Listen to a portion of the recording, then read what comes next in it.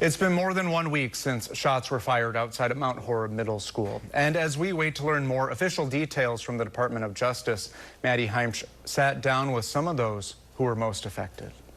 The day before it, on Tuesday, I had talked to him and asked him for a chair, and he seemed completely fine. Ana Kolb is an 8th grader at Mount Horeb Middle School. She was eating lunch with the rest of her class last Wednesday morning when suddenly things changed. People started getting up and running and screaming, and we were all like, well, lunch isn't ending right now, so what's going on? That very classmate who had loaned her a chair in homeroom the day before had approached the school with what appeared to be an assault rifle. Ana and a group of friends fled to a nearby child care center where she was eventually able to call her mom, Heather. She kept saying there's a shooter and she's crying.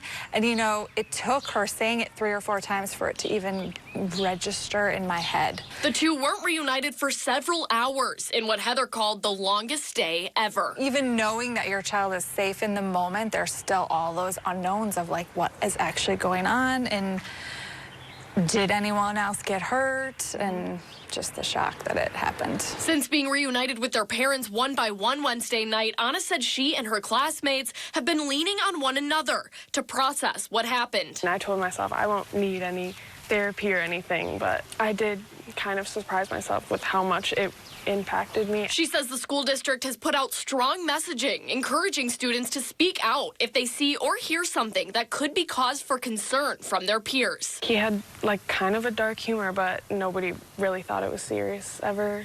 We all thought he was joking, so we didn't say anything. This is after the armed student's social media and personal website circulated, showcasing his interest in weapons and fascination with previous school shootings. You know, at first you're like, why didn't his parents know? But then I think to myself, I don't monitor their social media accounts. I mean, I have no concerns about them. I have no reason to monitor them, but you know, I can't really hold that against other parents for not knowing what their child is posting on social media.